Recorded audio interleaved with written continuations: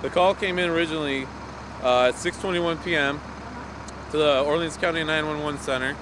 They received two separate calls reporting a possible house fire at 5 Elmwood Avenue in the Village of Albion.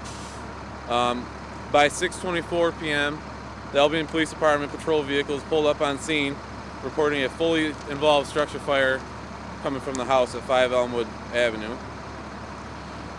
Albion police officers found two victims outside the residence suffering from burns. One male, one female.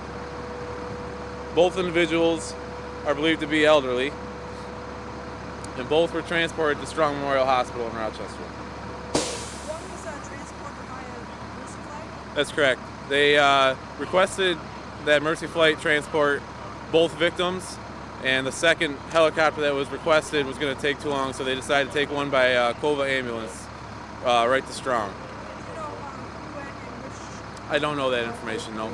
I do not. So the original call was for a house fire, and then when did you know there was an explosion? Just about the time our officers pulled up. It was about the time the calls for explosions came in as well, and at that same time the victims were found in the front yard burning.